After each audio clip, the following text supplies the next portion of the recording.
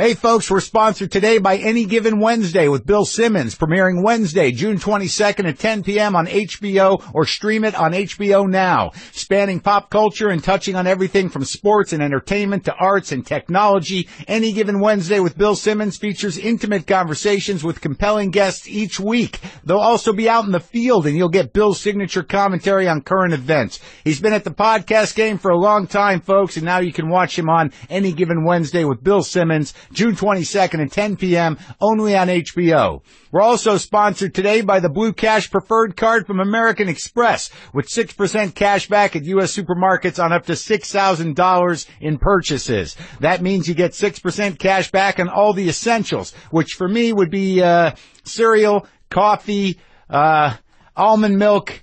Yeah, that's about it. But that's just me. It's cash back, backed by the service and security of membership. Start earning cash back at AmexBlueCash.com. Terms apply. All right, let's do the show. Lock the gate!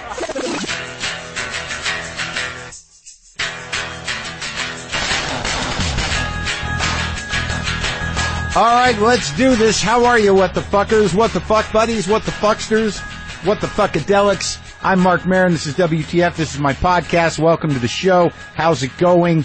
Everybody doing all right post Father's Day? Did you call the old man? If he's alive, did you call him? Did you bury the hatchet for 15 minutes? I did. I called my dad, and it was okay. It was pretty good. He was in a pretty good space. By the way, Neil Young is on the show today. I should tell you that right now. It was a pretty exciting day. It was a very nervous day for me. You know, Neil's one of those guys, man. He was a giant. He walked the earth when giants walked the earth, and he's still a giant, but he's an older giant. But he's Neil Young, and I was a little nervous. I'll tell you about it in a second. I'll tell you more about that in a second, but I want to stay in this dad thing while I've got the emotions that are still kind of hot. I am recording this in the afternoon on Father's Day, and I had done something. I'd done something a couple of weeks ago. It wasn't even a couple of weeks ago. My dad wrote me an email that was a fairly concerned but overly wrought, somewhat paranoid, and quite projecting email in response to the tragedies of the last couple of weeks. The shootings and whatnot. I guess it was concern, but for some reason I misread it as a kind of feeding on sadness and negative energy and projecting it onto me. And I just reacted. I was feeling horrible that day like everybody else. And I just shot back at him. And I reacted in anger. I sent him some shitty emails. And then a few days went by and I just couldn't live with it. And I felt bad, and I apologized. I emailed an apology, and he said, thank you, I love you, and I'm all right. A lot of times when we get caught up in our own bullshit with our parents, they cease to have a life outside of that. I don't know how empathetic I am with my father or my mother on a day-to-day basis, because is that my job? I mean, it's hard to be empathetic with to your parents' situation sometimes, or maybe that's just me. And sometimes it's hard for me to acknowledge, that my father may have been out in the world doing good things or having an impact on other people's lives in a positive way, and because you get so caught up with your own relationship. So out of nowhere, I get this email. The subject line is Father's Day. And it just says, Mark, I'm not certain this email will ever get to you, but I've been wanting to send a few sentiments your way. And as we are coming up on Father's Day, I thought it especially appropriate to do so. Some 18 years ago, my son, Nathaniel, broke his leg in a high school football game in western New York. He was taken by ambulance to a nearby hospital in some forsaken little backwoods town. It became quickly evident that his injury was more severe than initially thought.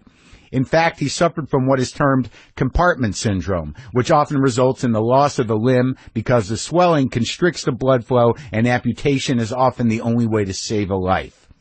We had this doctor appear who was sarcastic, sardonic, funny, and absolutely wonderful. Without going into unnecessary details, his actions saved my son's leg and maybe his life. Now, 18 years later, my son is 36 and has just become a father for the second time this past week. After a very long recovery, he completed college, started a very rewarding career, and has become, most importantly, a wonderful father and husband. As you probably know, that doctor who saved my son was your father. I never assume anything about anyone else's relationships. Life is far too complicated to think that my experience mirrors anyone else's, but I wanted you to know that your father's actions on behalf of my son helped to turn what could have been a tragic situation into something very positive. I'm aware through the power of Google that your dad has ended his career in what appears to be a rather sour situation. I feel badly for that. All I know is that your dad did all he could to help my son during a critical situation, and without his help, I'm not sure my son's life would have worked out the same. I would appreciate you letting him know that we think the world of Dr. Maron, and we are fortunate that fate had us cross paths with him in that Warsaw hospital that fall football Saturday. Finally, I do want you to know that I remember Dr. Maron mentioning to me that his son worked in comedy and thought it took exceptional courage to enter that line of work. When I first saw you perform on TV, I immediately made the connection. I'm not sure if you are a father or not, Mark, but as a dad, I know your father made a difference to my family, and I will never forget that. Thanks, Paul, in Conesus, New York. Well, thank you, Paul. Because sometimes, I forget that my dad did good things, and it's good to hear that. And as I get older and I get more emotional about things and a little more willing to let things go, that email choked me up. It choked me up again here. And I do want to send some love out to all the fathers that are truly doing the best they can. And that might not be enough for a while. At some point, it's going to come back and bite you in the ass. I'm not a father, but I knew that I bit my father in the ass. And I continue to occasionally. When I called up to wish him a happy Father's Day, and we talked a little bit about the series of emails I sent that were, nothing short of just snotty, abusive, fucking angry child crap. I told him, I said, I don't know, it was a hard day, it was a bad day, and I lashed out. He goes, yeah, that's what I thought. I go, yeah, I imagine you would think that because you do that too, and we're both crazy. And he laughed, and I told him I loved him, and I hope he had a good day. A lot of small businesses get stuck doing things the old way, people, just out of habit. Tell me about it. There are probably dozens of better ways for me to record the show in here, but I just keep doing it the way I first did. It's like mailing and shipping. You probably just take all your packages to the post office because that's how you've always done it. But with Stamps.com, you don't have to do your mailing and shipping the old way. Save time and money just like we do by using Stamps.com. Do all your mailing and shipping right from your desk and never go to the post office again. With Stamps.com, print postage for any letter or package using your own computer and printer, then hand it to your mail carrier or drop it in a mailbox. Stamps.com is only $15.99 a month with no long-term multi-year commitments, no postage meters to rent, and no markups on postage. Right now, sign up for Stamps.com and use my promo code WTF for this special offer. A 4-week trial plus a $110 bonus offer, including postage and a digital scale. Don't wait. Go to Stamps.com, and before you do anything else, click on the microphone at the top of the homepage and type in WTF. That's Stamps.com. Enter WTF. All right, before I space it out, I think it's important that I do this. I have a show. I have a platform. I should promote myself. I am going to be doing dates here and there. All right. I'll be at the Ice House here in Pasadena on July 3rd. I'm going to be up in Spokane, July 7th, 8th, and 9th. I'll be at Wise Guys in Utah, July 14 through 16. I'll be at the Comedy Attic in Bloomington, Indiana, July 28th through 30th. And I will be at Stand Up Live in Phoenix, August 18th through the 20th. I'll be doing one night at the Albuquerque Journal Theater in Albuquerque, New Mexico, September 3rd. I'll be at the Comedy Club in Rochester, New York, September 9th through 9th and 10th. So those are the dates that are up there now. You can go to WTFpod.com/tour for links to tickets. Here's what I want to tell you about, though. And this is sort of a weird thing. It's Emmy nomination time.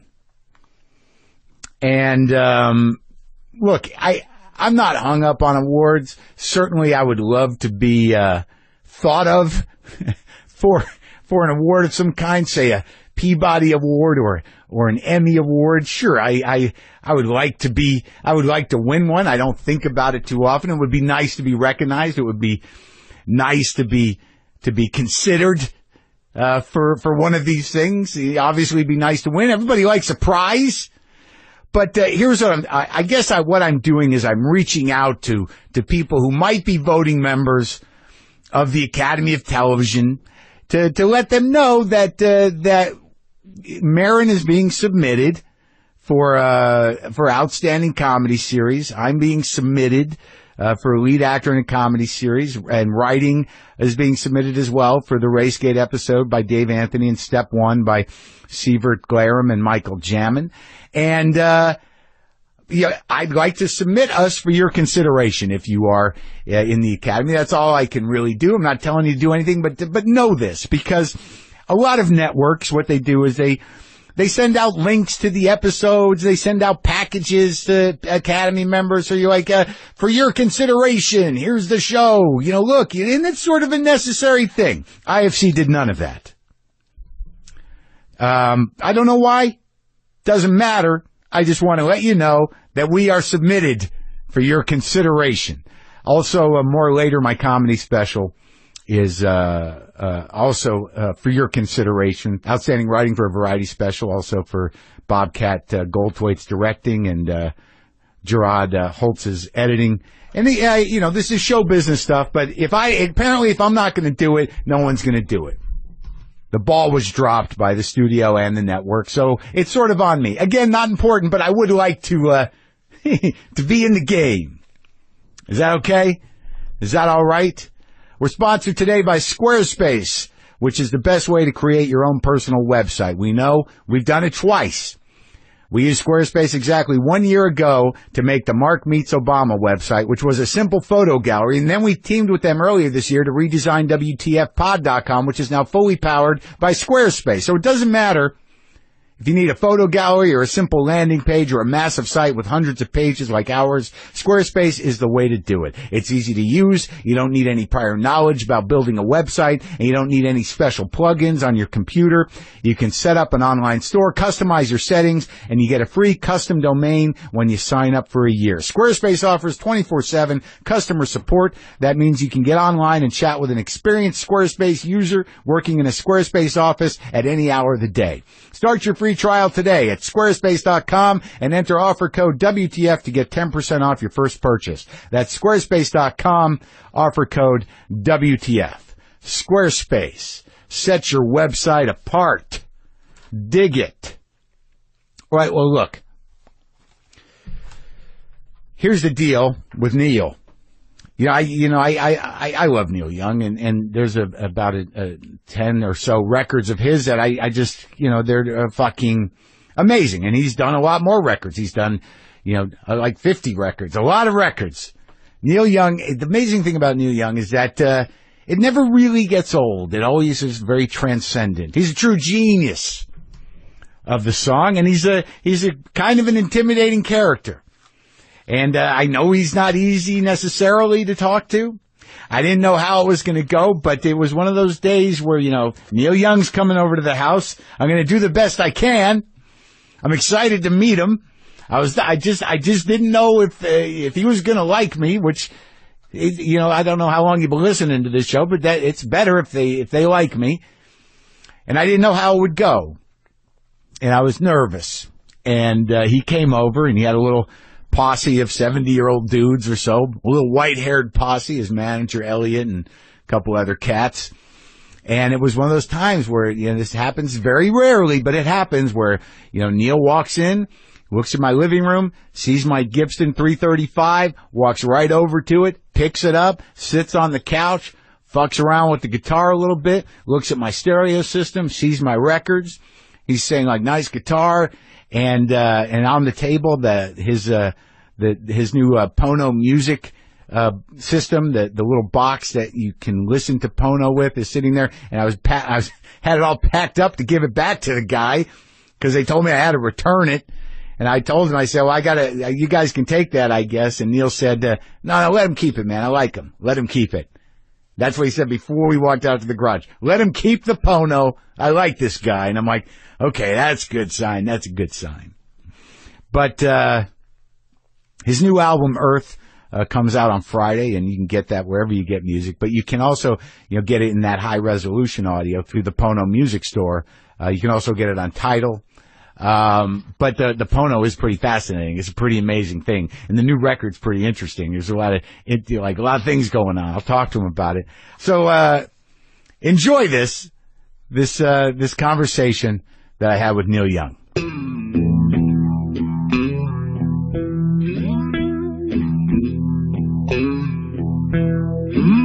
You want to wear cans or no? I'll try it. How's that? Well, it's changed my whole personality. You're a different guy now. I am. It was that easy. I did a show once where the DJ was talking to me. Yeah. And I was doing this show, and this is like in the 60s or something. And he's talking to me, and the show hasn't started yet. Yeah. And then just as it starts, he puts on his phone, and his voice changed completely. Yeah. And I said to him right away, I said, you're like a completely different person when you put on those phones. It doesn't even sound like the guy I was talking to a minute ago. It's true, right? Yeah. But that blew his mind that I said that on the air. And he quit? He quit right there. He left. No, he didn't. Yeah, he did. And then Elliot and I were the only ones in the studio. We just played records for about 45 minutes till somebody else showed up. Is it true? Us. Yeah. So the guy freaked out? Yeah, he freaked out and left. It was in the 60s? Yeah. So he was probably high, and he wasn't ready. It was me. It was me at some point in time where that was, it made him feel, anyway. You tapped right in, you saw his soul, and he ran out. Last day of work for that guy. So, but by the experience with the Pono, we might as well start with that, because I had an interesting thing happen. When to interview somebody like you is, to me, I freak out for about a day or two, and before it, only because, you have such a massive amount of productive work out there in the world.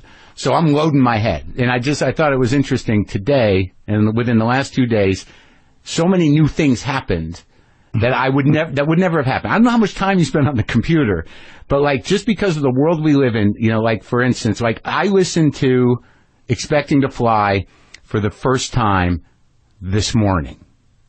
And I'm a Neil Young fan, but I didn't know that song. I didn't have that in my head. That's early. Right, it's Buffalo Springfield, and I listened to the Pono, to the new record, for the first time all the way through last night. So I got bookends. Yeah. The experience, both of them slightly psychedelic experiences. Yeah, Jack Nietzsche and I made Expecting to Fly that took about 30 days for us to complete it with Bruce Botnick, the engineer. We had a fantastic time. A lot of time mixing it with these old tube boards and everything. Yeah. So Jack Nietzsche did a couple Stones songs. He did Spectre stuff. You can't always get what you want. That's Nietzsche. Yeah. Now, when you do something like that, when you work with a guy like that, how clear is that memory for you now? Very clear. Yeah. It's as clear as you right there. That's it. He's right here. Yeah. And when you were setting out to do that, because you were creating a new sound, what was the collaboration like? How do you start to go to that place? Well, I was very young. Yeah. And I think it was was only the second Buffalo Springfield album, yeah. I think, that Expecting to Fly was on. And, he had just started talking to me about doing things myself and being, a solo artist. So, I just listened to him. He was like a mentor. Yeah. He's a genius guy. Yeah. And you knew that going in. He did incredible. Oh yeah, no, I knew everything he'd done, all of his charts that he'd written for various things, Spectres and stuff that were just insane charts. Crazy. Yeah, that whole crew back then was like nuts. Yeah, well, he was the architect behind the Wall of Sound. Those parts. Yeah. Putting all the Wrecking Crew together. Well, I guess probably Spectre got the musicians and Jack, but Jack wrote down all that stuff, and then I think it was Jack who said, "Well, we should have 3 guitars playing the same thing instead of 1." Oh, really? Yeah, and then you can hardly hear it on the record, but it's 3 of them, and it's just this massive wall. I mean, it's true. This is a sonic blast. Yeah, mono. Yeah. Exactly. Mono flat, like the mono kind of flattens. Like it's interesting that the difference. Mono's actually better because it all's coming at you in the same time. Mono is the ultimate. Why is that? Well, because it's deep. Yeah. Stereo's distractingly wide. Right. And because of that, you don't focus on the depth. Right. It's a little bit false, stereo. Right. Because, like, when you listen to mono on the good system, like, it just floats in the middle. Yeah, and if you were listening in any room, your stereo is your own ears bouncing off of the walls. But it's one source, Yeah. And the other thing I was doing when I knew I was going to talk to you is I started sort of compressing people in mind. The other thing I listened to Bert Jansch for the first time this morning. Isn't he great? It's great. Yes. And it's an amazing world we live in that I can just discover that. Because the kid who I know, Matt Sweeney from Superwolf, he says, you listen to Bert Jansch, so I listen to Bert Jansch. And then I start thinking about you as a kid in Canada. I start thinking about Bert Jansch, I'm thinking about Link Wray, and I'm thinking about Roy Orbison. I'm trying to put my head together, wrap my head around, what galvanized your head. Do you have an idea of that? Well, those guys are pretty popular. Yeah. When I... Link Wray and Roy Orbison, all those people. I mean, that was great. It was great music. Yeah. You could really hear it and feel it. And Link was just that guitar sound was just broken up, man. Yeah. Did you love that? Yeah. Yeah, and Roy... Rumble, right? Yeah. And then Orbison kind of had that sort of heartbroken, ethereal... falsetto. But what a great range. Oh, my God. Right? And where'd you grow up? All over Canada. In Winnipeg a lot? Winnipeg, Toronto, Omimi, Jackson's Point. Do you spend a lot of time up there still? No, not as much as I used to. I don't know what the future holds, though. Oh, yeah? In terms of... Canada's a cool place. It is, man. Cool. Yeah. I've done some time in Winnipeg. Winnipeg's very flat. It's intense. Yes, it is. It's a little harsh. It's in the middle of everything that's missing. Yeah. It seems a little beaten up.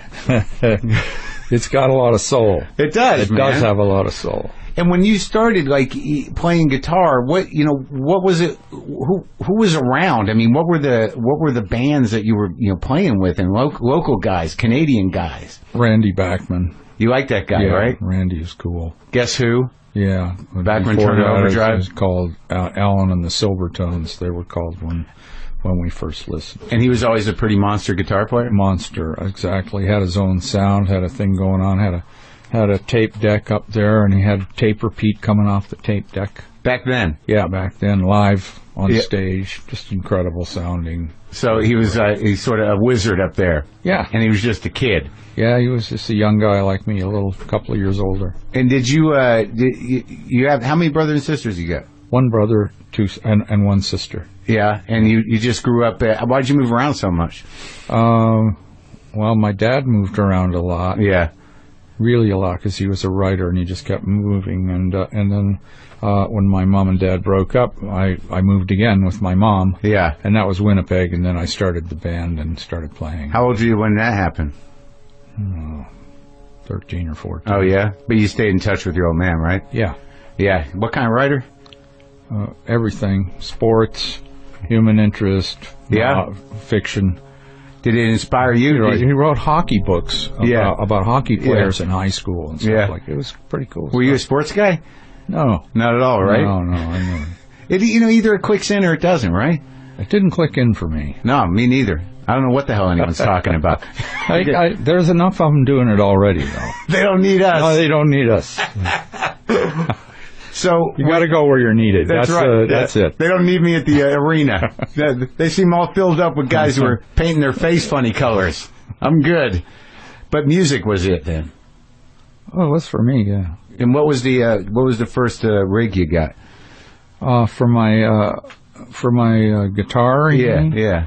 I had a Harmony Sovereign. Was that hollow body? It was a hollow body. Well, it was a Monterey. Mm-hmm. Harmony Monterey, I think it was. Yeah. And it was like a flat. It was like a what do you call it? An F-hole guitar. Right. Yeah. And I had a sliding DeArmond pickup on a thing that I could slide back and forth on a track. Yeah. And I plugged it into our Seabreeze stereo system. It just blew out those speakers. It was pretty harsh. It distorted quite a lot. Of course, it was like that was the beginning mismatch. And who were you like playing along with at that time? Where were you learning? Oh, I didn't really play along with things. Yeah, but I really listened a lot to. There was a couple of key things. Hideaway. Oh yeah, it was a cool track. The Freddie King. Yeah. But and I really got into Jimmy Reed. Oh yeah, that's who I really liked. Yeah, he leaves that open on when you go the turnaround. Oh, that's great. Yeah. I talked to Keith Richards about him. I've talked to a couple people about him. Yeah, about Jimmy Reed. Yeah. Oh yeah, sweet voice and that great guitar sound, amazing. Harmonica. Yeah, and you couldn't really tell who was playing what on those records. Right. Yeah. Like because Buddy Taylor. Is the guitar player on those records. Oh really? So I don't know if he's the one. One of them's playing like that, yeah, and the other one's doing the licks. Right.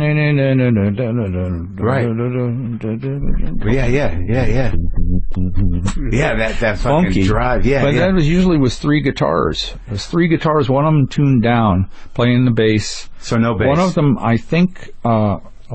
I don't know whether Jimmy was playing the treble guitar, or playing the boogie guitar. Right. Yeah. And no one knows. There was an upbeat too that happened. If you listen to it, there's three guitar players. And I think his wife used to sit there in the room with him too. Yeah, you could hear her singing just before him. Right. So he get the words. She had to prime him, right? Yeah. I think it was some issue with his sight. I can't remember. They worked really well together. It was a beautiful thing. Yeah. So when did you meet Stills? When did Springfield start? How did that happen? Do you mind going through this stuff? You guys okay? No, it must be. Oh, yeah. Yeah, you guys are good? Oh, we're great. I never know how well you guys are getting along. No, I'm getting along great. Oh, good. No, I don't have any enemies. Oh, that's good. That I know of. Yeah. We all want to assume you guys get along okay. I think you should assume anything you want to assume. Because that's what I'm doing, Like it works. I don't like. There's I kind of like I come into this, not being quite as old as you, but like revering certain people and certain groups of people, and like in my mind, it's hard when people fight. But that's you guys never fun. You guys have lives. That's not fun. I mean, you have relationships with these guys for what, 50 years? Yeah, kind of. Well, Stills is longer than that. Oh yeah. Stills goes back to I think it's 63 or 64. I'm not sure. When you were kids? Yeah, I guess we were kids.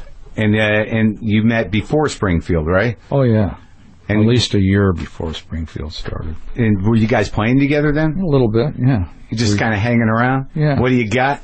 Well, fun. Yeah.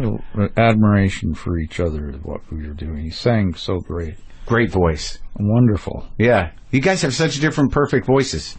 Well, they've been described in different ways. I know that Stills' voice is a great voice. Right. Crosby too, right? Yeah, he's a great singer. Yeah, and it's weird because his voice doesn't seem to ever change. Like all you guys, I don't know how'd you keep your chords so nice, man? Is that you on top of that? You might have to check yourself out. No, I don't really? know if your analysis of the situation is accurate. No, yeah, I hear this record. You sound good. What do you do? You have to? Is there things you have to do to take care of that thing, or do you think about it? Nope. Just let it go. I think it's about being healthy. Yeah. Try to be in good shape. Stay strong. Yeah. That just happens naturally. Well, you got to work at it, but it happens. What do you do? What do you do to take care of yourself? Well, like this morning, I got up and I walked.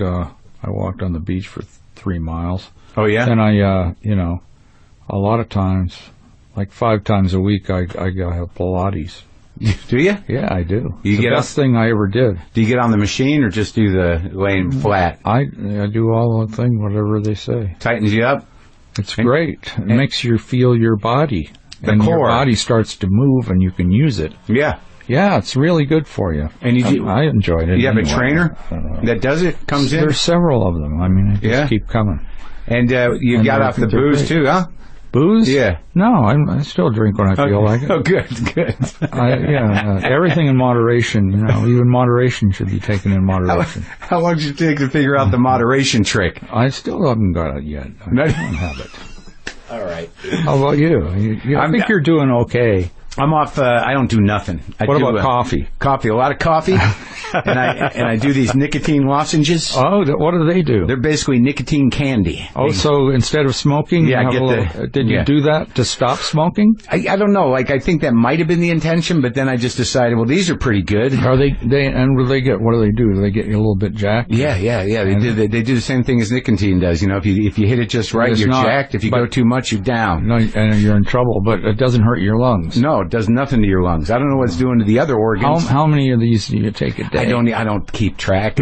How many packages do you go through? Well, no, these will last me a couple of weeks. I get 3 that's tubes. Good. No, three. You get 3 tubes, and it lasts you a couple of weeks. But no one has told me that they're bad for me. No. Wait a minute. How many are in each tube? 24, and I split them. Let's get mathy. I break them in half. So I got 52 doses in each. 48. In each 48, one. And there's 3 of them. That's 150 approximately. No, I break one in half, and then I do it. And I sit here. So that's 150 halves, something like that. Approximately, maybe 142. Right, or so. Right. Yeah, that's cool. Yeah, I just write 3 it weeks. up. Let's see, 3 weeks. Yeah, but I get mathy if I go into a certain place. I have to do the math. Right, you break it down. Yeah, I don't stop till I'm finished. You got to ride the equation all the way through. You got to go all the way. But I think we can drop that one. All right. People that were interested, they can figure out where we were going. Sure. Yeah, I'll get tweets. People going like, "I know the number. Why don't you talk about other things? What are you talking about math with Neil Young for?" Right. Well, Do you have a place down here? Yeah, in LA? Down here, yeah. Oh, you live permanently down here? Yeah, I do. But you still have the ranch, right? No. Oh, it's gone? No, it's still there. I'm not there. Oh, when did that happen? A couple of years ago. Do you miss it? No, I really don't. I was there for a long time, and it was great. And it was always a wonderful, beautiful place. Yeah. But the planet is so huge, and there's so many beautiful places. You really deprive yourself if you stick yourself in one place and go, "This is mine. I have to stay here and take care of it." Right. No, there's more to it than that, I think. So where are you? So you're down here, like up by the beach, then? No. You're around. I'm around. I get it. I'm in the hills. Okay. Back in the hills. Yeah. You've returned. You've come full circle. Yes, I have. So you did it's hard to do like obviously a whole history, but I like to get a sense of like when you first came to Los Angeles. That was in the late '60s, right? 66, April Fool's Day. And that was with Springfield? No, that was before Springfield. Oh yeah. I was with Bruce Palmer, the bass player in the Minor Birds. Rick James's band? Yeah. Yeah. When we broke up and Ricky went to jail and, we broke up, and then Bruce and I decided to take a shot at L.A. to see if we could get a band going down here. So that was R&B that you were playing? A little bit of that, yeah, sort of, kind of funky thing. But we a little bit of Stones, Rolling Stones. We played a few of those songs, and I was writing a little with Ricky, and and so was one of the other guys in the band was writing too. So we had a good time. Great band, really good band. And then that's when you moved down to Topanga, or that was later? That was later. We moved right down here. I think we came right to Silver Lake. Oh, what was that like then? It was different, but it was the same. Yeah, still pretty. It's a great place. It is a great place. Yeah. And what was the scene like? I mean, what was it? How competitive were you? What were you looking to do? No, just start a band and write songs and play songs. I'm not a rock star thing. I'm not so sure about that. But you just want to play music? Well, hell yeah. We wanted to be in the best band in the world, to get something going. Yeah, and who were the people that you were meeting at that time? We were looking for Stills. Yeah, and you knew he was down here? Yeah, I knew. We got to track him down? Yeah. And you found him? Yeah, we did. Yeah, and then that became Buffalo Springfield. He found us, actually. We were leaving. We were going to San Francisco in the hearse that I had, and we were heading out of town. I had Ontario plates. And when he saw me, when we met a couple of years before, I had a hearse with Ontario plates. It was a different one.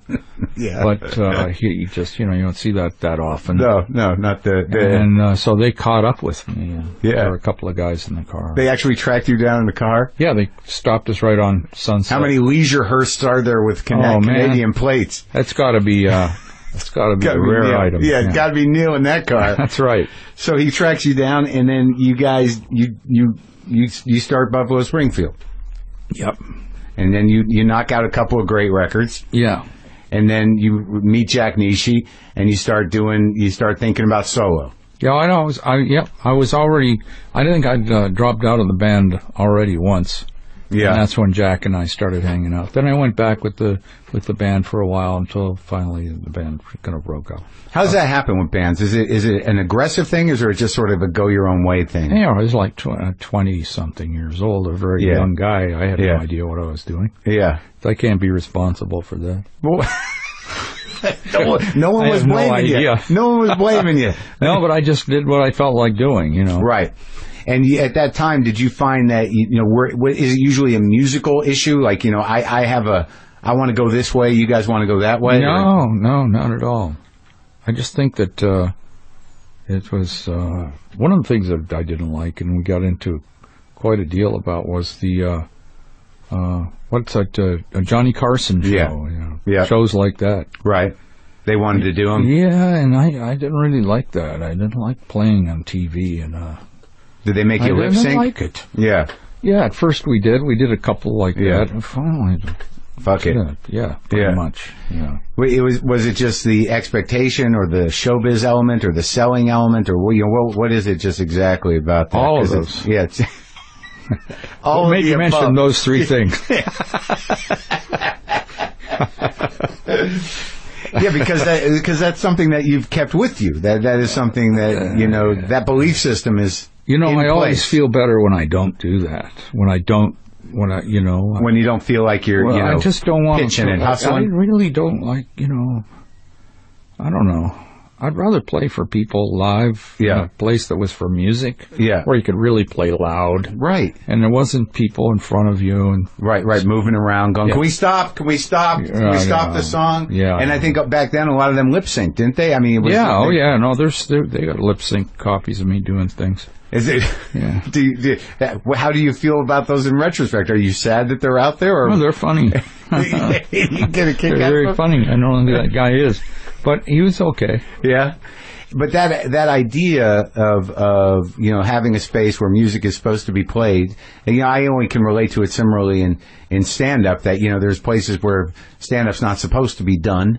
You do it where you're supposed to do it, where it's best received, where you have control of the environment. Yes. Yeah. Well, there's all these different interesting sort of waves of what you're doing, and when I first listened to the new one with the mixes, you got a live concert and then you integrate these animal noises, and at first I'm like, wait, what's happening? But then it sort of started to level out, and and I was surprised that initially I thought, well, is this going to be hokey? But then I was sort of like, no, this makes complete sense. That the bees, when it's sad that when you hear bees on either side of a anti-Monsanto song, it's sort of heartbreaking. Well, you realize, we lost 30% of the bees last Christmas, or last winter. 30% decline in bee population here. And bees really hold everything together, They're very important. So in conceiving a record like that, which I guess, would be something experimental, I mean, was this, whose idea? What's the think on that? It just was no think. It was just, I had a meeting with my co-producer, John Hanlon, who's my engineer. Yeah. Who recorded a lot of the stuff. And I said, listen, I just want to do an album. It's going to be a studio album. We're going to be full on in production, which I haven't done in years and years and years. I haven't made a real record in many years. I've only made records of performances of things in the studio. Whatever. But this is a real record where anything we want to do, we can do. We can do anything. Use any trick, nothing is too cheap for us. We can do anything. And there can't be rules about, it's a live recording, so you want to do this, you want to be honest about it. Right. No. Yeah. So we started like that, and then we put the songs together, and they started talking to me like, these songs, I can hear animals, and I can hear things in the audience. Yeah. And I could hear it. I've heard it before, I've heard these sounds before. Yeah. Just in my head, listening to live tapes that I've made over the years. And I go, God, that sounds like a dog barking in the background, or it sounds like, wolves or something. Yeah, yeah. And it's actually people yelping and carrying on. Right. So I added those in just to see what would happen, and I went, wow, I really like that.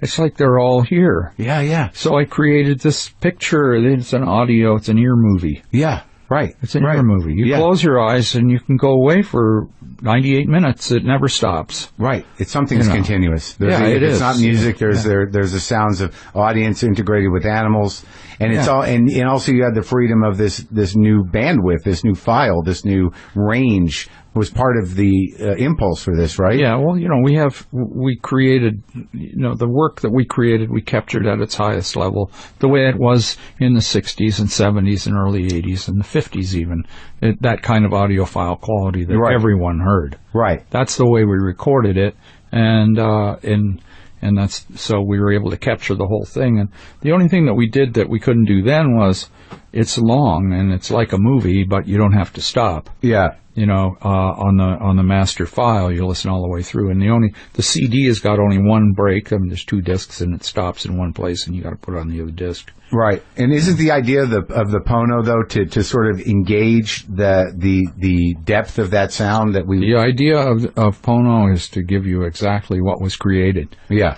Without putting anybody's intellectual property device on it, like MP3. Right. The new MP3, whatever it is. Yeah. Encoding, high-res compression. Files encoding and compression. We don't have any of that. Yeah. And we just have an excellent playback system.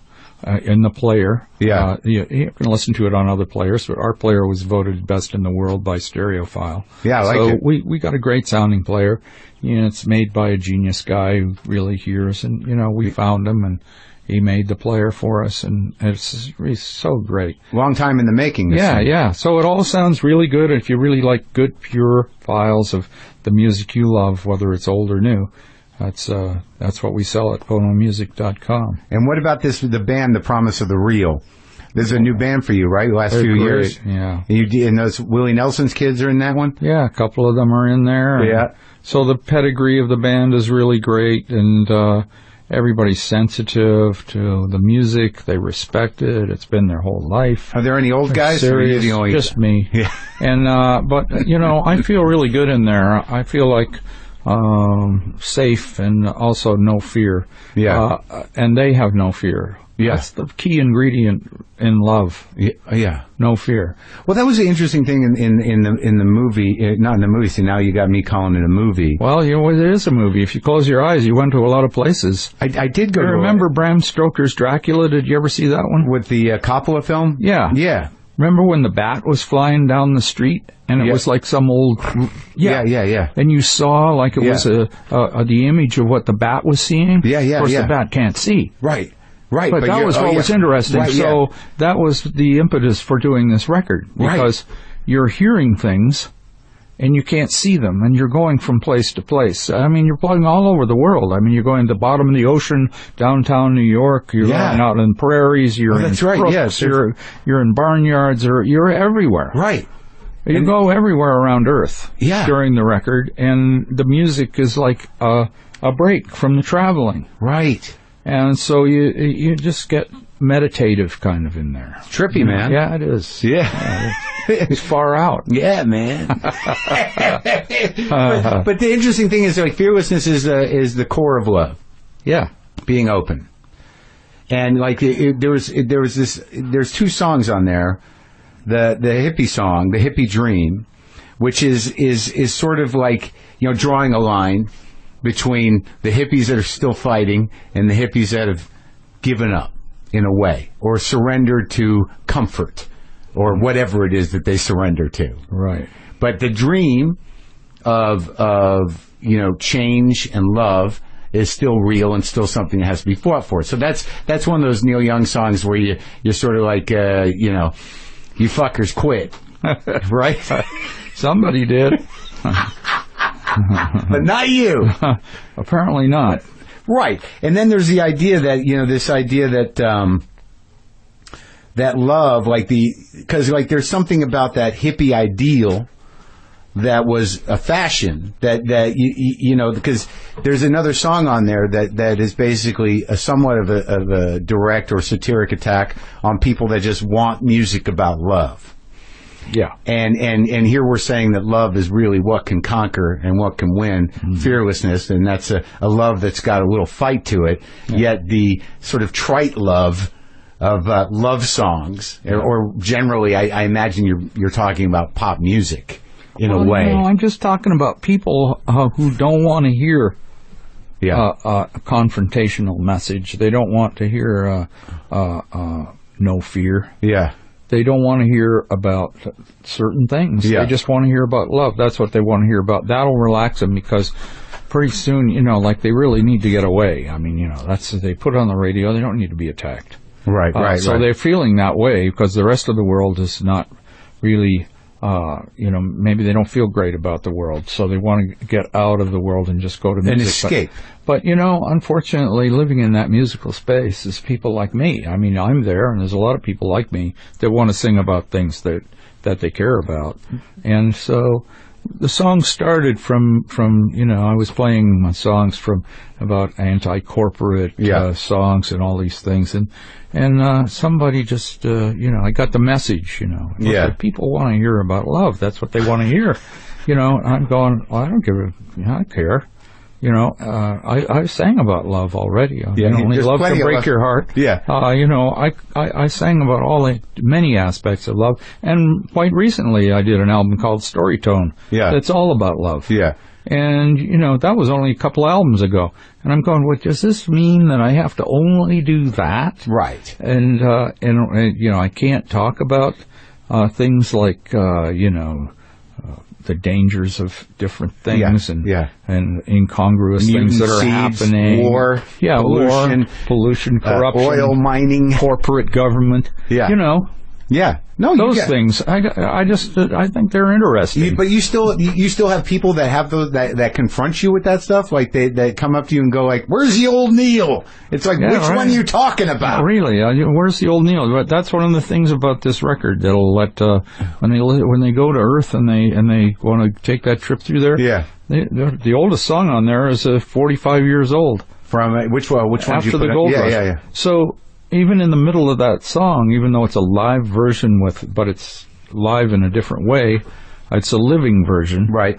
It has the original French horn that was on the real record from You pulled whatever it from the tape. I took the whole master and I just dropped it into this live one. Uh-huh. It's just seamless, and covered it with a few things so that people could feel the space and traveling, and that's what the whole record's about. So that's a little disorienting when you hear that, and you hear these beautiful voices, the corporate harmony singing along with After the Gold Rush. It's like there's something a little edgy about it in a way that it's so sweet. Well, right. And it's just so nice, but it's not. Wait a minute. It's underneath there. Yeah.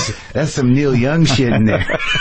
So what is that? The corporate harmony, the vanilla corporate harmony. Yeah, the vanilla singer's the corporate harmony. So, but obviously talented and sound great, but there's fantastic. But there is a joke to it. Well, there's just I motivated them and I said, listen, you really got to sell this. Yeah.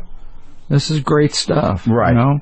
This you got to think how cool some of these things are that you're, like how optimistic you should sound when you sing Exxon. Right. It's really great stuff. Yeah. It's energy. But people need it. You have to have this. I mean, here we are. You directed them. Yeah. Sell this. Sell these concepts. Monsanto. It's a beautiful sounding name. Right. So make it sound like a beautiful day. I mean, make it sound. So I It's a satirical device done beautifully. Well, they're great commercial background and commercial jingle singers, the best in L.A. Oh, that's who you got? Yeah. They're the best ones. I mean, I know there's other ones that are really good, but these ones we got are the best that we could get together right there. I love it. They're really excellent. So they sing so perfectly and so in tune, and they're obviously so much more accomplished technicians. Yeah. So the idea was to play them against the message of truth.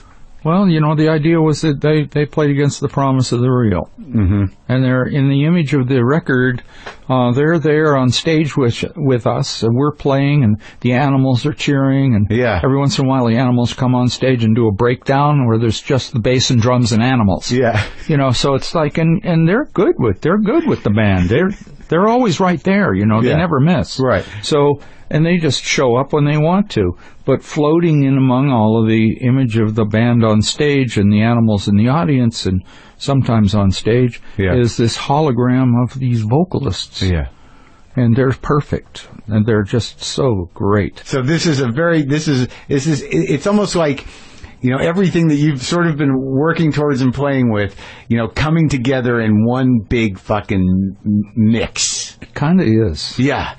And I like when you were talking about the French horn, there's when you say traveling, there's a time travel element. That the one thing that music affords you, outside of any messaging, is the only time travel machine that we really have. That's really reliable. It's a good one. Yeah. And that's what's curious to me about this relationship, which is probably the longest in your life, you have with that guitar. Yeah. That's a good one. Right. But I can tell, and I'm projecting it onto you, but you respect the history of things, and you understand the magic of things, and also the depth of what an object that makes music can do. Right? Because that organ, what is that organ on that record? On Mother Earth, the organ it's a pump organ. An old one? Yeah. We got it in a junk shop. And what's that? But you've used other organs that are like old-timey ones, right? Mm-hmm. But that's as old as... Yeah. I used an organ on Country Girl, and I've Been Waiting for You also a long time ago, but that was in Glendale, a huge organ in a church building. You went and you recorded it there? Yeah, recorded it there, but this one is just a pump organ that I can play and sing at. Uh-huh. So that was live. We did that way. But the guitar, what is it, because that guitar has gone through a lot of shit. Yeah, well, yes. It has. And you play a few guitars, but you're not a guy that's got 90, are you? Well, I got a lot of guitars, but I just get guitars because I like them, usually for writing. Right, but when you go on stage, it's only a couple, right? Yeah, I play 2 or 3 on stage. You play that big Gretsch? Yeah, sometimes I'll play that. And that black Les Paul, what is the story on that Les Paul, man? I got that guitar from Jimmy Messina. Uh-huh. He traded, I think it was a trade. Yeah. Something to do with, I'm not sure, I think it was a trade. It's kind of hazy. Yeah.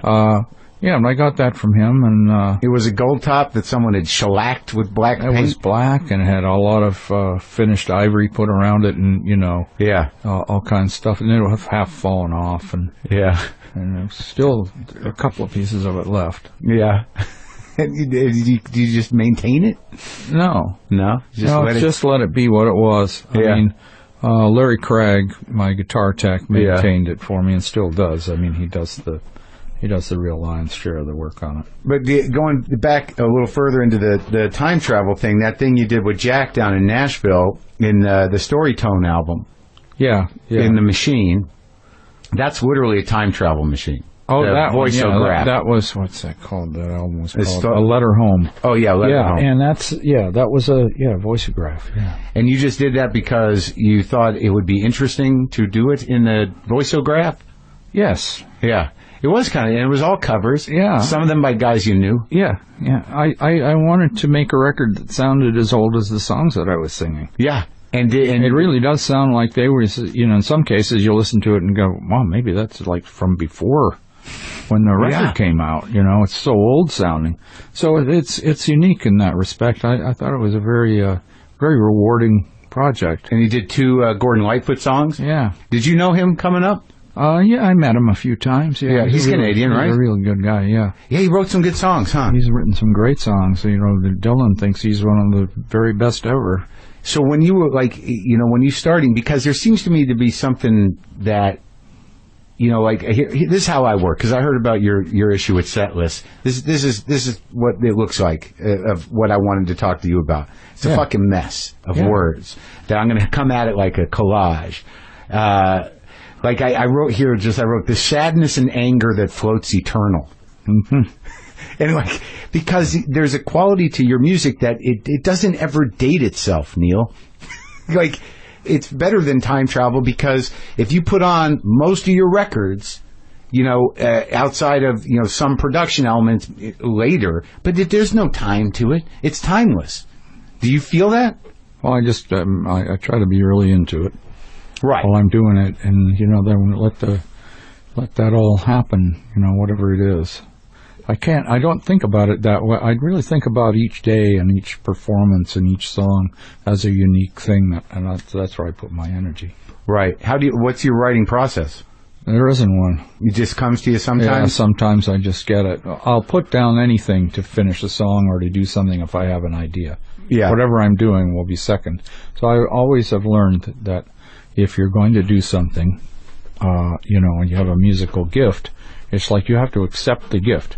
It's not like if I'm sitting there thinking of what I'm going to do, I'm fucked. Yeah. Okay, that's not it. Right. That's not it. If you get something that comes to you, that's it. Grab it. Don't do anything else. Whatever you're doing, stop and go and follow whatever that idea is. Yeah. And that's how I write. Something that connects with your music is heavy-hearted. Yeah, but I'm a happy guy, really. I'm not an unhappy person. No, you're sure. right. But you look at me, you can see that I'm here, and, and I'm doing okay. I know. So the thing is that the world is not quite there. There's things going on in the world that people don't see. Yeah. And there's a lot of damage being done, and we don't see it, and that makes me a little heavy-hearted.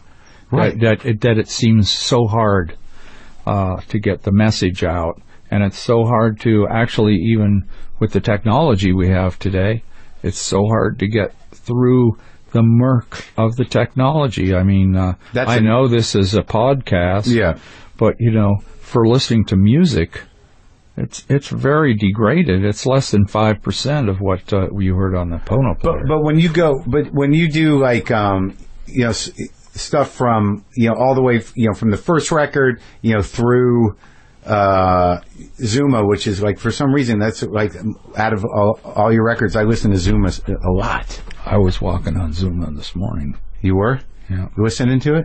No, just the walking. Beach? Yeah, listening to the ocean. Yeah. And the seagulls.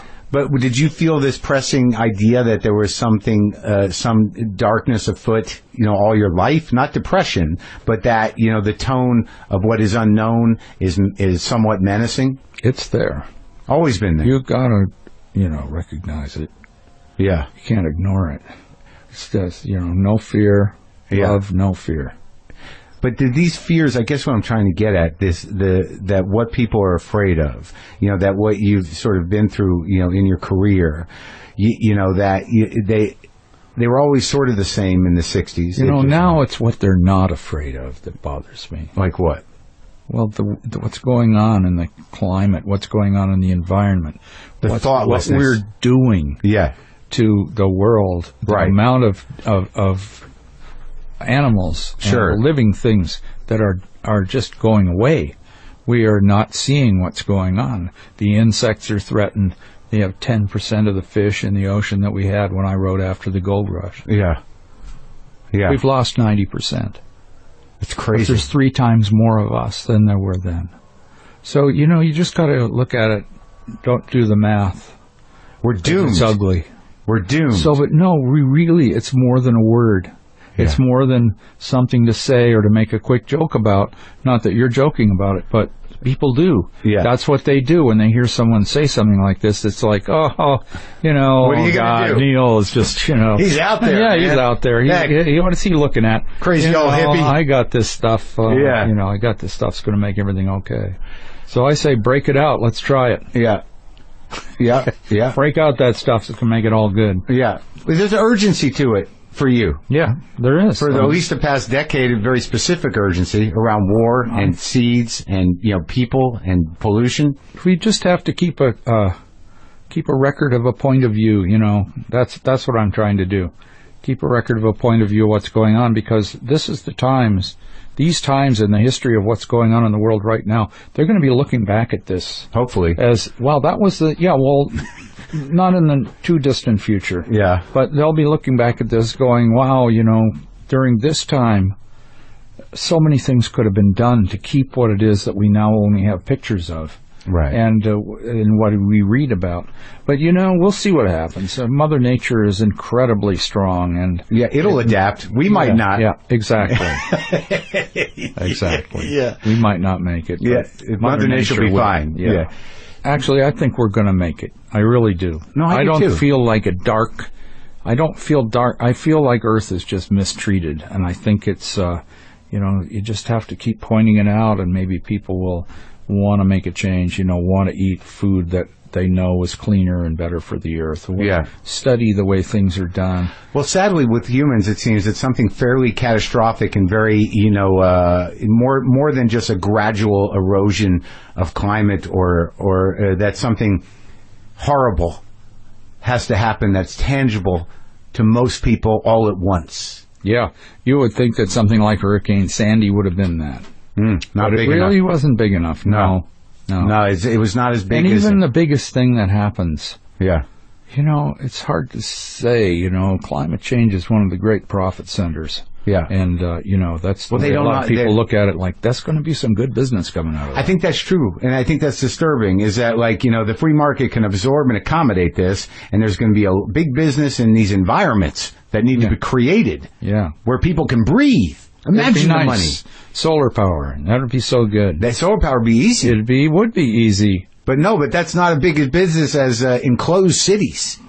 There's the big business, Neil. That would be, wouldn't it? What an air conditioner that would have. Oh, yeah. Yeah. All right. Well, Yeah. I think it's going to work out one way or the other. I do, too. Can we talk a little more about the old days? Sure, whatever. I'm okay. You all right? I'm in your garage. Yeah, this is it. Let's do what you want to do in here. It's nice. Thank you, man. It's a nice place, folks. There's a lot of clutter here. There's a lot of clutter in here. A lot of good books. I see the Something Doctrine, the School Doctrine by Naomi Klein right there. Oh, have you read that? No, I haven't. I'm not an avid reader. That's the shock doctrine. That was the shock doctrine. Yeah. Okay. That's right up your alley, actually. Yeah. Well, there's a lot of interesting things in here. But when you did and I know you've gone over this stuff before, but to track what you're saying, that, this history of consciousness, when you were able to turn around the song Ohio to really actually, come out in a short enough time that was relevant to the time that shit was happening, there was an urgency that you feel now that's the same back then. There's no way if something happened and we wrote a song about it, there's no way it would come out. Right. It's just nowhere to play it. Oh, now. Right. Now, you'd play it. Right. If you heard it. But back then, you might not know what happened. Right. Though, because it never would be on the radio. People wouldn't be talking about it because radio and TV and all the media and everything's all controlled by a certain amount of people and corporations. Before, it used to be many, many people doing this. But the Telecommunications Act in 1996 or something made it possible for corporations to own all the media. So it's 6 companies. Well, but it's also fragmented. It's a divide and conquer media landscape. Back then they were corporate owned, but there was only 5 of them. It was intimate. It was always corporate owned, but at least they were on the pulse enough to go well, I think the kids like this music. And, and there had people working for them that could make their own minds up. That's right. That was part of the way they did it. Those were the days when people could make their own decisions in the studio about what they were going to play. Now there's a format coming out of Philadelphia. It's coming out. It gets all the stations get it that subscribe to it. Could be 300 stations all playing exactly the same thing. No, yeah, it's horrible. So it's you're in rotation on some of those stations. It's programming. Yeah, it's programming. I feel dizzy already from the rotation. But there was but at the time that, you did the stuff with Crosby, Stills, Nash and Young, and that there was a shifting of the guard. Like, I think that what you speak to and what I'm experiencing as well is that nobody's on the same page, really. Everyone can pick their own page, and it doesn't matter if the page is bullshit or not. But it seemed that somehow or another you guys were able to get through because the corporations that were in charge of the music business wanted to sell records for kids, and you guys got out what you wanted to say. Yeah, because kids were listening to the radio station, right? And then around the time of Woodstock, business realized, wow, there's a whole generation of people here. The 500,000 of them came to listen to these bands. Yeah, we got to start making commercials with bands in them, right? Yeah, and we got to get ourselves involved in this. We got to sell out the 60s. Yeah, we got to make this happen. We can use this energy, and that's what happened, and that's the way it goes, But those records that you continue to make, that even after everyone knows there's another, after the Gold Rush, Harvest, Time Fades Away, that these records that happened that were intimate records and that like later became these revered classics, you had already pulled away from collective consciousness in a way to do your own thing, right? Well, I wasn't thinking about it that way. Well, you think about it that way now a little bit. I just didn't want to do what I did before. Yeah. And I wanted to keep changing and trying things. And what they call, who gave it the name, the Ditch Trilogy? Oh, I don't know. Somebody. Not me. I know, right? Yeah. Does that bother you? No. That's what it's for. If I can make things and put them out there, then it's up to other people to decide what they are. That's not what my job is, not to decide. Sure, you're the artist. I just want to create it. And what do you think that, like an album like On the Beach and Tonight's the Night, or Tonight's the Night, that the story around that record was that it was very played all at once, right? It wasn't a lot of time you spent in the studio. No. And it was a direct reaction to the loss of your friend Danny, right? Yeah, Danny and Bruce. Both of them. Yeah, two people.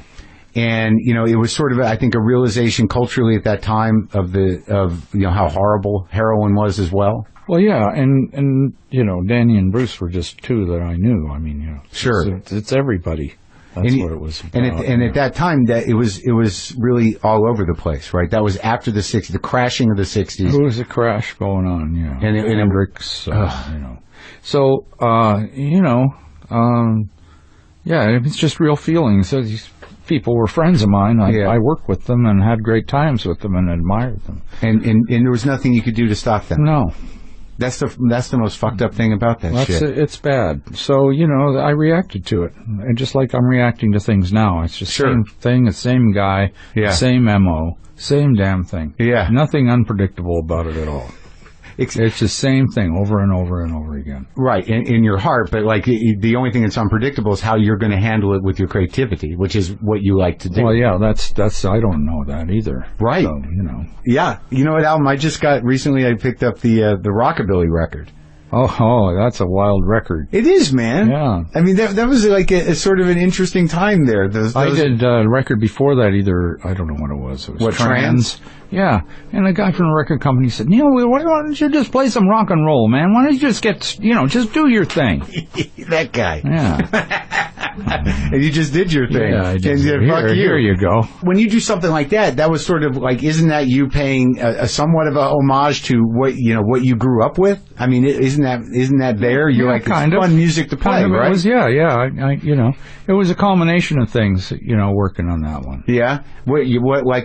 Well, I thought at that point in my life that, and I was still very young. Yeah. I thought, well, here I'm walking down a hallway now. I am in my painting period. Uh-huh. And I'm going to do all these different, there's going to be different times. Uh-huh. Different characters and different pictures. For like a few records, you mean? Well, each record was a different one, and they're there. Starting at like Reactor? Somewhere, I don't know. But you just said, why not just fucking explore it all and go into different beings? I can do whatever I need to do now because it doesn't, there's no sense in doing things over again. Yeah. I saw a lot of people doing things over and over again, and it didn't work for them. No, because a lot of them didn't even live. I mean, they lost what it was they had. Because the record company pressured to repeat themselves. Whatever. I don't know if the record company or their own soul or their own manager or their wife or what. Fear. I have no idea. Sure. And it may be that they just wanted to stay where they were because they succeeded. Any number of reasons to repeat yourself. And you just they want nothing to do with that. Well, like I said, in my own way, I've been doing the same thing over and over again for my whole life, which is just doing what I want to do. Right, but you have a voice. You have not the voice, but you are as a point of view. Yeah. I have a point of view, and it changes all the time, but it's mine. That's right. But you know what it is? It's style. Like, there are certain, even if it's a note, even if you're doing something like, if I listen to trance, there's a melody there that I know is you. Yeah, okay. So you're a melody. What am I? It's point of view, but it's a tone. It's a Neil Young tone. There's something in there. I can still remember doing the trance stuff and having people boo me when I would do that. I'd put on the little microphone and sing through the machine with the vocoder, and we'd be somebody playing the melody that I'm singing, and I'm enunciating the words, and the melody's coming out of my mouth through the machine, kind of thing. It was like, it was all based on my son not being able to talk. Yeah. Yeah. Okay, I had a son who couldn't talk. Okay, he can't do anything. He can't move. Yeah.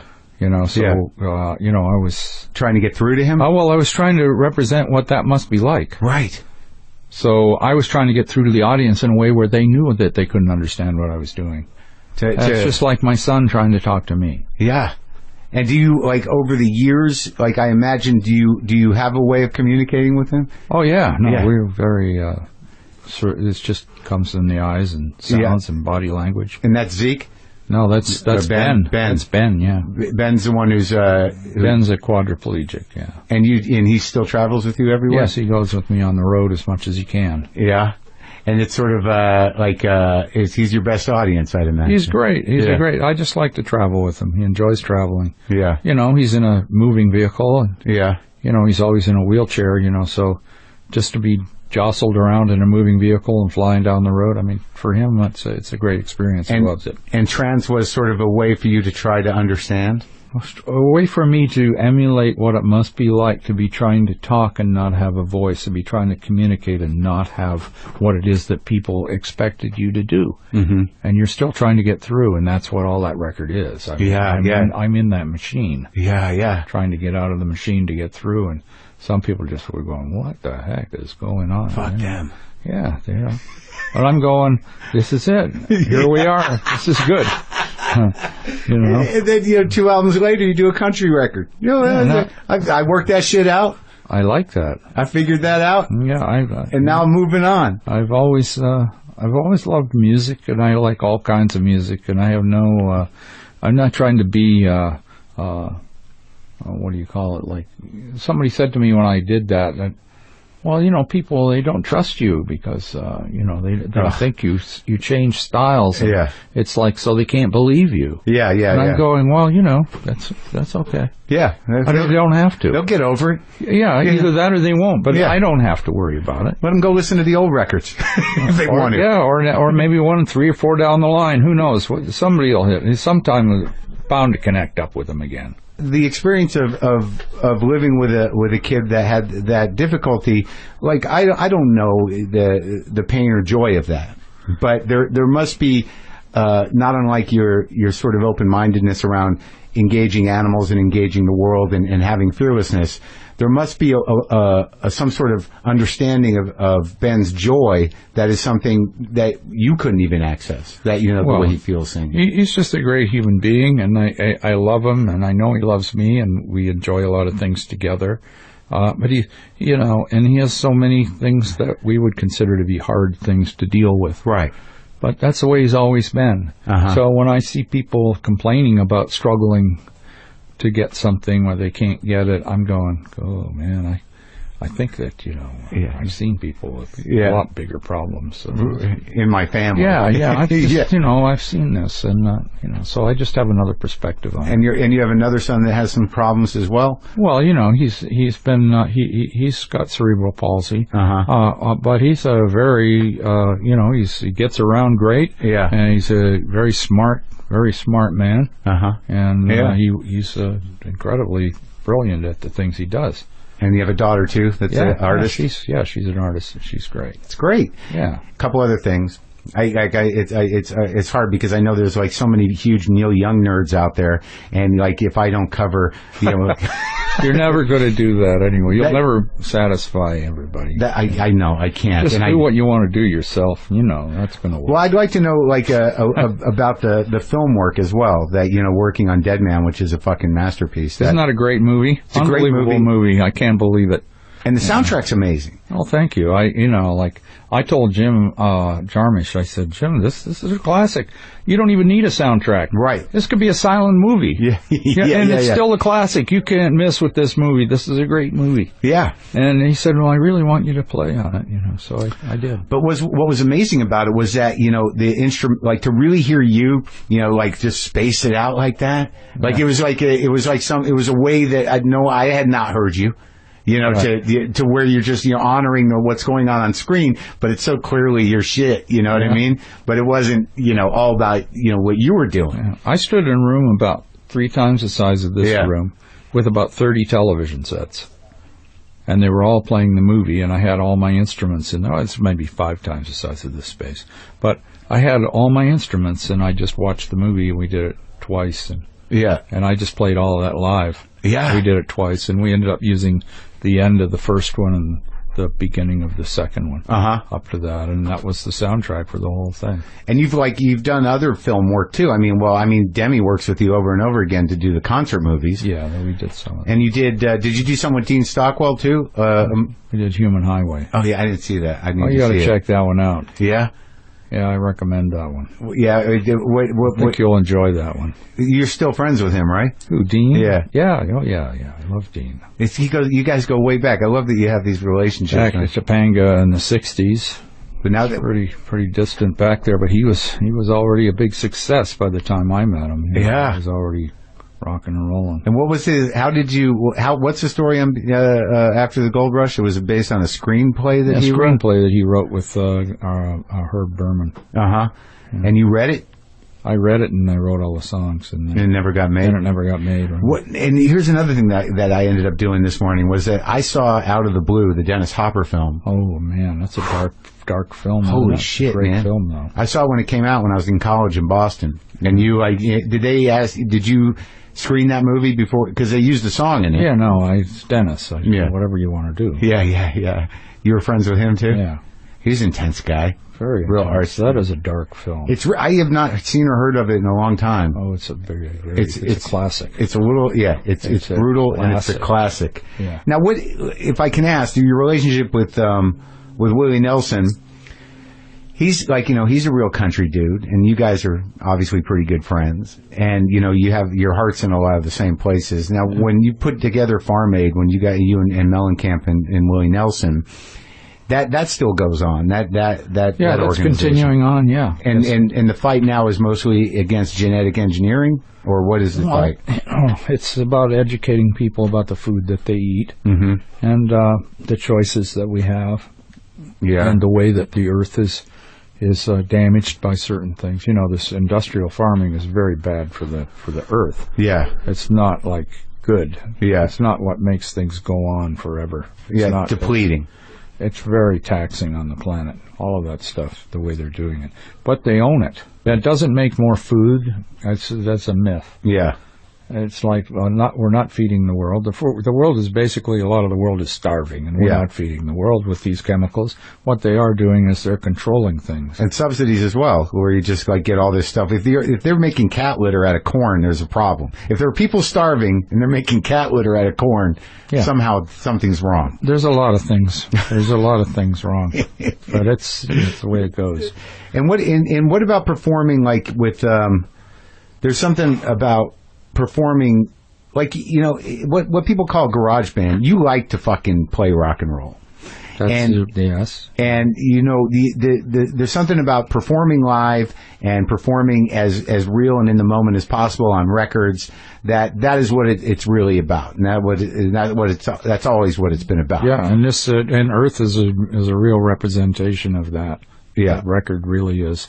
Really good bands, the really good band playing together, having a great time and improvising all the way through it. Yeah. And what about with Pearl Jam? Did you like playing with those guys? I loved playing with them. It was fun. It's just like rock and roll, man, right? Yeah. And your guitar sound, like, how long did it, and that's a dumb geek question, but, when did you arrive on that, man? Because that's another thing that stays pretty consistent. When you're playing electric guitar, I know it's you. 19. Well, like the way it is now really started in the mid-'70s. Yeah. But before that, I had the same guitar and the same amp. I just didn't put the gizmos in there. Oh, yeah. To break it up, to make it, I just didn't add the other things to it and the motors and all that stuff that, Yeah. And, okay, 2 other records and we're done. Is that all I got left? 2 more records? No. I think you're making... Somehow it was like, who was that said, 2 more records and you're done. I shouldn't have done that podcast. Shit! Who was that? Put the hex on me. Put the curse on me.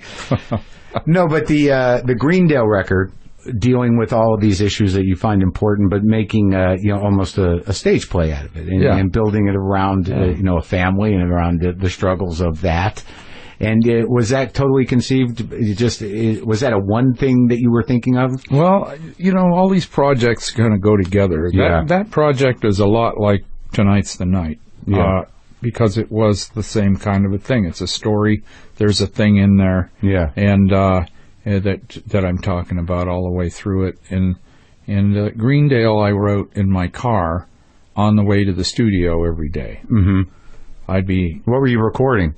I was recording the song, whole album. So you're writing. So every day I go to the studio, I drive across the ranch in my Special Deluxe Plymouth. Yeah. And I stop, and I'd start writing the songs. And then when I couldn't think of anything more, I'd drive another 100 yards and stop again.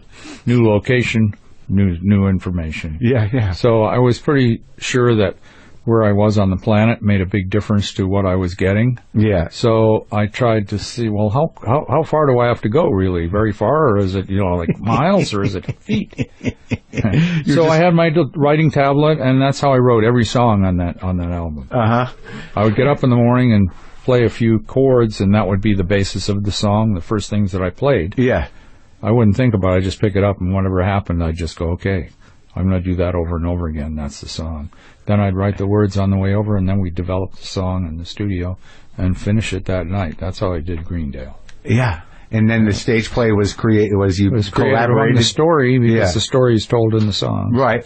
And Prairie Wind was a sort of a eulogy record, was it? Prairie Wind was a unique record because it was... When I found out, I was in New York and we were doing something. I think I was supposed to go and be at the Hall of Fame in Canada or something. Yeah. And I'm sitting in the hotel, and I had a couple of incidents with my vision. Yeah. And then I went to a doctor, and they found a brain aneurysm. Yeah. And then they decided that, well, I'm going to have this taken out. And I said, well, okay, they're going to have an operation on my brain. And they said, yeah, we're going to do that. And I said, well, we got a really good guy to do this. Yeah. When could we get in and do it, So it was like 8 or 9 days away. Yeah. So I went to Nashville. Yeah. I started taking the drugs that they gave me, which are like slowed me way down. Yeah. I went to Nashville and wrote and recorded Prairie Wind in Nashville during those 8 days. So that was it was like a it could feel like record. A eulogy, but it just felt like I'd like to say a few things just in case. Yeah. One never knows. Had your dad passed around that time as well? Yeah. Yeah, so it was a lot going on. Yeah, mortality record. Yeah. That was the just. It was a passing study of it. Yeah. The just in case record. Yeah, kind of. But it's better late than never kind of record. And right. Then not at all, too. Yeah, really. I mean, I'm so far late is working for me. Yeah, keep it late. Yeah. Do you how outside of the songs and outside of working this stuff out, processing these emotions and music, do you occupy yourself with much of that mortality thought? Not really. I mean, it creeps in every once in a while. Yeah. I mean, I'm 70. Yeah. So it's bound to creep in. Every once in a while, I'll see a little glimmer of light around my field of vision. Sure. Who's there? Who's there? Wait a minute. I'm not ready. I'm not Go ready. on, get out of here. I'm recording. Get back in your box. Exactly. That's why you keep working. You're like, you can't do it at work. I'm working. Look, I'm looking at all your little gizmos on the floor down here. I get those for your guitar playing gizmos. They give them to me. I don't. Are those plug-ins? Is that what they are? No, they're guitar plug-ins. Yeah, those are effects boxes, and Earthquaker sends them to me, and I don't know what to do with them. You know what they are? They're really the new digital version of the kind of shit that I had in my. I got all that stuff that I got. I got old analog things. Yes, fuzz pedals and shit. Yeah, even, older, like original fuzz tones. Yeah. That don't have a pedal, but, it's just the sound. And, And so I'm wired in and out of them, and I got it all wired into that thing on my... that I can hit with my feet. I got a whole bunch of selections, but I'm the only one who knows what they are because they're not labeled. And they're not digital. No, none of them are. They're all early. These are all new things that they send me, and I'm just a bedroom guitar player, and I'm just a hobbyist. There's echo in there. There's a repeat. There's phasers. I got analog tape machines running inside a box under my amp, and you do? Yeah, it's always blowing up, and they bring out another one and fix the tape and everything. It's great. Yeah, it's a constant battle just to get through the show and have the amp hang in there. It's so fantastic. I mean, what a great relationship. That's the excitement of it. Are we going to make it? It is. Or not. Yeah. Or is the whole thing is this the night it's going to explode and catch on fire? My amp goes to 12. Yeah, you got it. It's a regular production amp. Yeah. I don't know how it happened. Right. Spinal Tap. The joke is the joke. But I got my amp. It says 12. Yeah. It's not like I'm not even saying anything. So that locks into it right there. That the way you approach life is exactly that, where it's sort of like, I don't know if it's going to make it through. but I'm not sure. I've heard these cars are great just before they blow up. Yeah, exactly. The motor sounds great. It never ran so good. Yeah, and then it's over. Boom. Yeah, but that's the edge, man. That's the edge, right? It's nice to live there. That's where it feels alive. I hope that it's a long cruise. Yeah, it's going well. So what is the commitment to analog and to machinery? I mean, I'm with you on that. Just the tone, man. Just the tone. It's the expression. It's real. Mm-hmm. It's real. It's the real deal. And it's a relationship. I grew up with that. Right. The relationship with the equipment, not the illusion of the chip. The chip is the replacement. Mm-hmm. It's the simulation. Mm-hmm. Everything's simulated, copied. Mm-hmm. And, the original stuff is still rocks. Yeah, it's the fucking shit. Yeah, it is. And that's why, the vinyl of Earth sounds like God. It's amazing. But so does the high-res Pono version. Yeah. And the CD sounds pretty good, but other than that, I don't even sell it. Yeah. And I will say to your listeners, because this is a podcast, yeah, if you want to get it, if they I think they play the whole album on Tidal in a couple of weeks. Yeah. Go on to Tidal and just record it off of Tidal. Sure. It's going to be 44.1. Yeah. So that way everybody can get it. Ready? Because I'm not selling that. I'm not selling the MP3. Yeah, we're just about ready. We're going to do it. I'm going to have one more question. When I start talking like that, my manager shows up. He's nervous? Yeah, he is. Hey, don't give it away. Hey, wait a minute. No, we want everybody to have it. I don't give a shit. Yeah, it's like How long have you been with Elliot? I can't sell that crap. Somebody else has to. If you go make it yourself and take it home. 50 years? 50 years with that guy. Not easy for him. No, it's and not easy for him either. So I guess in closing, Neil, are you a spiritual man? Do you consider yourself that? I must be. I'm maybe a pagan though. Sure, that's all right. And it's pretty good. I mean, I got nothing against God or anything. Yeah. I prefer to think of God as the Great Spirit. Yeah. Because I just don't like the.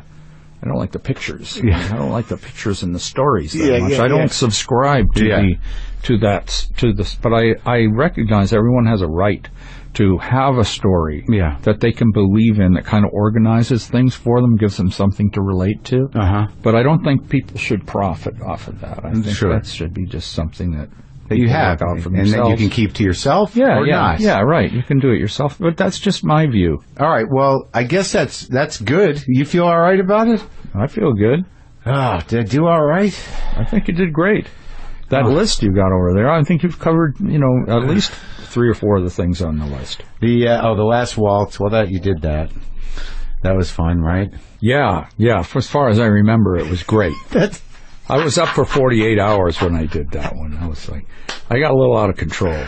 I started that day in Atlanta, Georgia. Yeah. And I did 2 shows. Right. Then I stayed up all night, and then I flew. Doing the drugs? Yeah. It was pretty shaky. Yeah. And then I got, that was probably one of the low points of the high points. Yeah. Well, people say that you're pretty fucked up. You look like you're having a good time. I was doing all right. Kind of grinding my jaw a little bit. It's kind of like on ice. It was not good. And captured for posterity. Yeah, right. Why not? There it is. That's what it looks like. Well, you lived, man.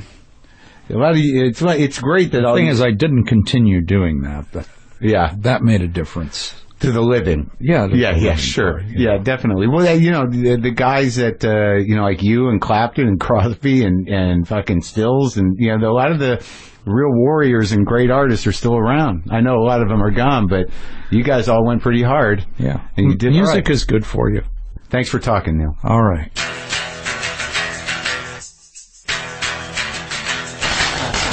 Wow. Yeah, so that was me and Neil Young. It was one of those interviews where it happens a lot with the giants, the music, the heroes, where I get a little like, oh my God, I'm talking to Neil Young, and I was nervous about it, and that happens to me after the interview. I was like, how did that go? Was that okay? And a friend of mine, I'll just share the story with you. A buddy of mine was at a family get-together, and he was talking to someone who was on set for a Dan Rather interview that happened at Neil Young's house the afternoon of the day that he came to my house. And apparently they were, setting up lights and stuff when Neil got there. And Dan Rather was just, trying to make small talk with him to pass the time, and he asked him, what he been doing today? And I guess Neil said, I just had this great interview. Some guy named Mark. We did it in his garage. And apparently, Dan Rather asked him what made it great. And Neil said he was fearless. He wasn't afraid to fail. He didn't need to know all the answers. And so we actually had a conversation. I wouldn't even call it an interview. Neil Young said that. And I got to be honest, it's the best praise I could get. Because I barely call myself an interview. I call them talks. I hope you like that. Don't forget about the Blue Cash Preferred Card from American Express with 6% cash back at U.S. supermarkets on up to $6,000 in purchases. That means 6% cash back on anything you get suckered into buying because they had a person giving out free samples. Start earning cash back at AmexBlueCash.com. Terms apply. Go to WTFpod.com for all the WTF Pod stuff. You can go to WTFpod.com/tour for my dates that are coming up. What else? Let's play some guitar. A little bit. For Neil.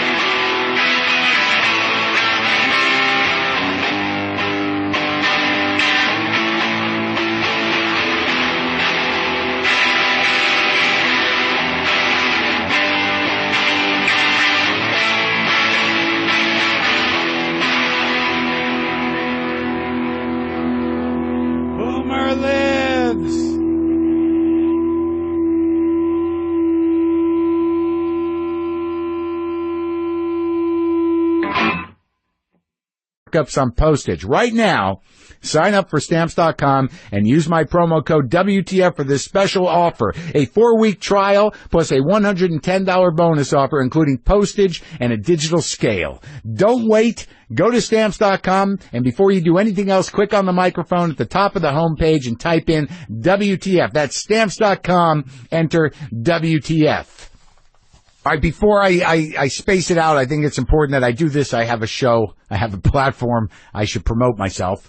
I am going to be doing dates here and there. All right. I'll be at the Ice House here in Pasadena on July 3rd. I'm going to be up in Spokane July 7th, 8th, and 9th. I'll be at Wise Guys in Utah July 14 through 16. I'll be at the Comedy Attic in Bloomington, Indiana, July 28th through 30th, and I will be at Stand Up Live in Phoenix, August 18th through the 20th. I'll be doing one night at the Albuquerque Journal Theater in Albuquerque, New Mexico, September 3rd. I'll be at the Comedy Club in Rochester, New York, September 9th through 9th and 10th. So those are the dates that are up there now. You can go to WTFpod.com/tour for links to tickets. Here's what I want to tell you about, though. And this is sort of a weird thing. It's Emmy nomination time. And look, I'm not hung up on awards. Certainly I would love to be thought of for an award of some kind, say a Peabody Award or an Emmy Award. Sure, I would like to win one. I don't think about it too often. It would be nice to be recognized. It would be nice to be considered for one of these things. Obviously it'd be nice to win. Everybody likes a prize. But here's what what I'm doing is I'm reaching out to people who might be voting members of the Academy of Television to let them know that Maron is being submitted for a second. But I want to stay in this dad thing while I've got the emotions that are still kind of hot. I am recording this in the afternoon on Father's Day, and I had done something. I'd done something a couple of weeks ago.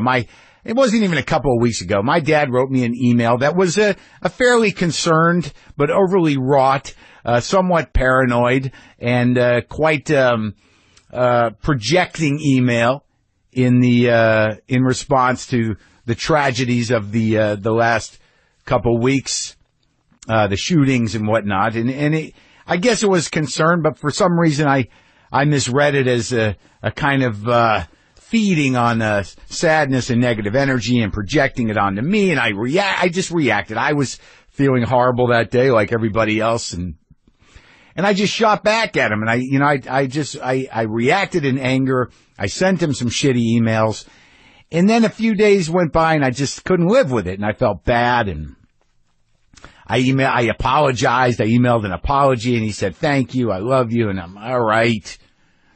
A lot of times when we get caught up in our own bullshit with our parents, they cease to have a life outside of that. I don't know how empathetic I am with my father or my mother on a day-to-day basis, because is that my job? I mean, it's hard to be empathetic with to your parents' situation sometimes, or maybe that's just me. And sometimes it's hard for me to acknowledge that my father may have been out in the world doing good things or having an impact on other people's lives in a positive way, and because you get so caught up with your own relationship. So out of nowhere, I get this email. The subject line is Father's Day, and it just says, "Mark, I'm not certain this email will ever get to you, but I've been wanting to send a few sentiments your way. And as we are coming up on Father's Day, I thought it especially appropriate to do so." Hey folks, we're sponsored today by Any Given Wednesday with Bill Simmons, premiering Wednesday, June 22nd at 10 p.m. on HBO, or stream it on HBO Now. Spanning pop culture and touching on everything from sports and entertainment to arts and technology, Any Given Wednesday with Bill Simmons features intimate conversations with compelling guests each week. They'll also be out in the field, and you'll get Bill's signature commentary on current events. He's been at the podcast game for a long time, folks, and now you can watch him on Any Given Wednesday with Bill Simmons, June 22nd at 10 p.m., only on HBO. We're also sponsored today by the Blue Cash Preferred Card from American Express, with 6% cash back at U.S. supermarkets on up to $6,000 in purchases. That means you get 6% cash back on all the essentials, which for me would be cereal, coffee, almond milk. Yeah, that's about it. But that's just me. It's cash back, backed by the service and security of membership. Start earning cash back at AmexBlueCash.com. Terms apply. All right, let's do the show. Lock the gate!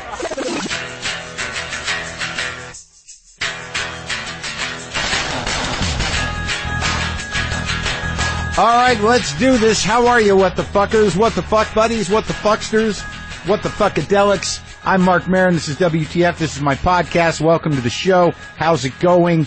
Everybody doing all right post Father's Day? Did you call the old man? If he's alive, did you call him? Did you bury the hatchet for 15 minutes? I did. I called my dad, and it was okay. It was pretty good. He was in a pretty good space. By the way, Neil Young is on the show today. I should tell you that right now. It was a pretty exciting day. It was a very nervous day for me. You know, Neil's one of those guys, man. He was a giant.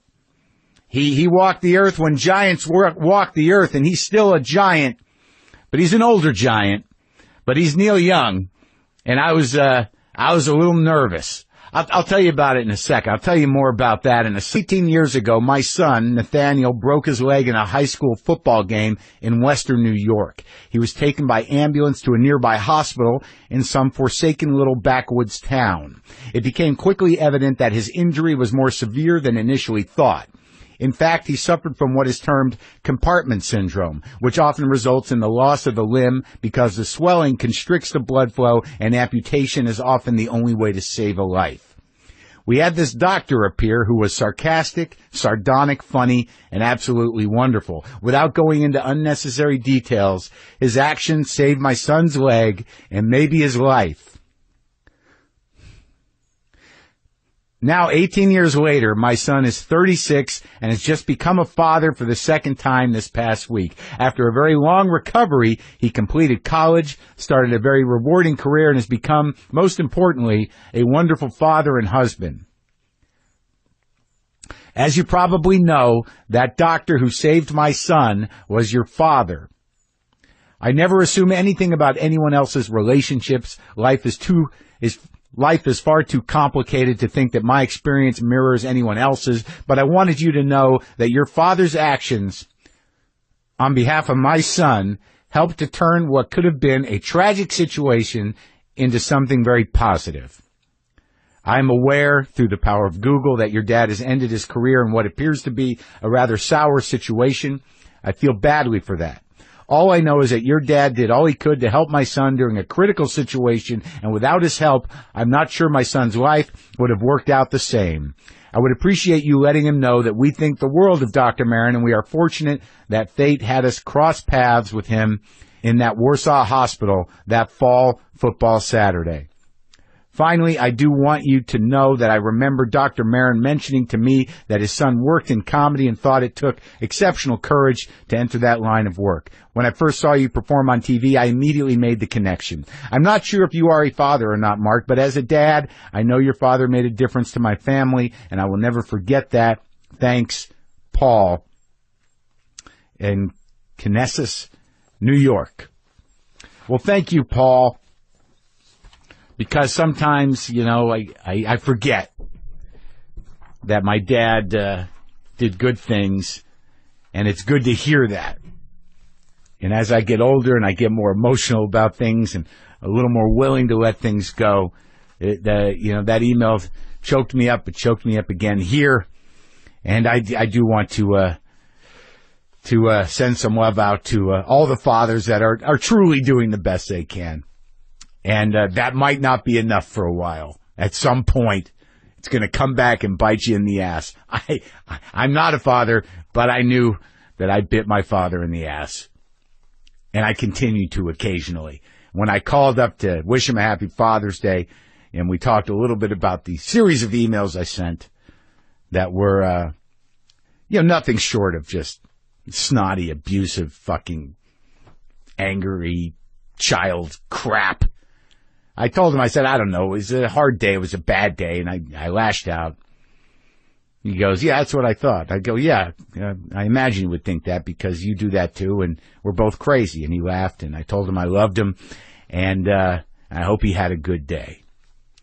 A lot of small businesses get stuck doing things the old way, people, just out of habit. Tell me about it. There are probably dozens of better ways for me to record the show in here, but I just keep doing it the way I first did. It's like mailing and shipping. You probably just take all your packages to the post office because that's how you've always done it. But with Stamps.com, you don't have to do your mailing and shipping the old way. Save time and money just like we do by using Stamps.com. Do all your mailing and shipping right from your desk and never go to the post office again. With Stamps.com, print postage for any letter or package using your own computer and printer, then hand it to your mail carrier or drop it in a mailbox. Stamps.com is only $15.99 a month with no long-term multi-year commitments, no postage meters to rent, and no market